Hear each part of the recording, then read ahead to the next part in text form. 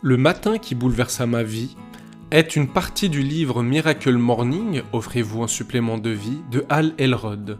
C'est dans cette petite section qu'il va synthétiser, vous verrez c'est relativement court, toutes les actions qu'il va faire dès le matin, en se levant. Très tôt bien évidemment, c'est le principe et le conseil du livre. Voilà, c'est parti.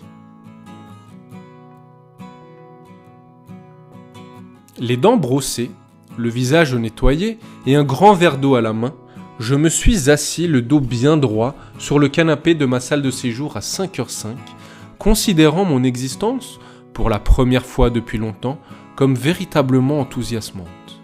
Dehors, il faisait encore noir et ça me donnait un réel sentiment de pouvoir.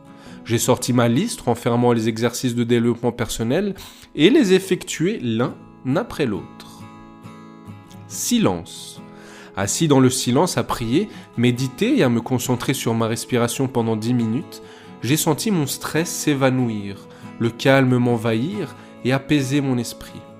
Cela changeait du chaos typique de mes matinées mouvementées. Pour la première fois depuis longtemps, je me sentais en paix. Lecture. Ayant toujours trouvé des excuses pour expliquer mon manque de temps à consacrer à la lecture, j'étais enthousiaste ce matin-là à l'idée de prendre une habitude que j'avais toujours espéré intégrer à ma vie. J'ai attrapé, sur une étagère, le classique de Napoléon Hill, « Réfléchissez et devenez riche ». Comme la plupart de mes livres, je l'avais commencé sans jamais le terminer. Je l'ai lu pendant 10 minutes et j'ai récupéré quelques idées que j'avais hâte d'appliquer dans la journée. Cela m'a rappelé qu'il faut qu'une idée pour changer votre vie, ce qui m'a réellement motivé. Affirmation. Pour moi, qui n'avais jamais exploité le pouvoir des affirmations, lire à haute voix l'affirmation sur la confiance en soi de « Réfléchissez et devenez riche » a été incroyable. Cette affirmation m'a rappelé avec force le potentiel illimité qui m'habitait et habite chacun de nous. J'ai décidé d'écrire ma propre affirmation. J'ai noté ce que je voulais, qui je m'engageais à devenir et ce que je m'engagerais à faire pour que ma vie change. Je me suis littéralement senti plus fort. Visualisation.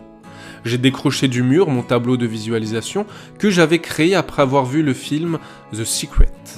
Je prenais rarement le temps de le consulter et encore moins de l'utiliser comme l'outil qu'il était censé être.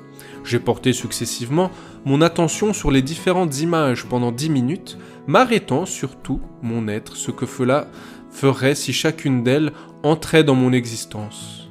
Je me suis senti inspiré. Tenue d'un journal. Ensuite, j'ai ouvert l'un des nombreux journaux intimes, quasiment vierges, que j'avais achetés au fil des ans. À l'instar de tous les autres, son contenu était minime, car je ne l'avais utilisé que pendant quelques jours, une semaine, tout au plus. J'ai senti presque immédiatement se lever un épais brouillard pesant auparavant de tout son poids sur moi qu'était ma dépression. Elle n'avait pas disparu, mais je me sentais plus léger. Le simple fait de coucher par écrit les choses qui me rendaient heureux m'a remonté le moral. Je me suis senti reconnaissant. Exercice physique. Enfin, je me suis levé du canapé en me remémorant les mots si souvent prononcés par Tony Robbins. Le mouvement crée l'émotion. Je me suis allongé sur le ventre et j'ai fait des pompes jusqu'à ce que mes muscles se tétanisent. Puis, je me suis mis sur le dos et j'ai fait des abdos aussi longtemps que me le permit ma condition physique défaillante. Comme il me restait 6 minutes, j'ai mis l'un des DVD de yoga de ma fiancée dans le lecteur et ai suivi les premières minutes. Je me suis senti plein d'énergie. C'était incroyable. J'avais déjà vécu l'un des jours les plus exceptionnels de ma vie. J'étais en paix, motivé, plus fort, inspiré, reconnaissant et plein d'énergie. Et il n'était que 6 heures.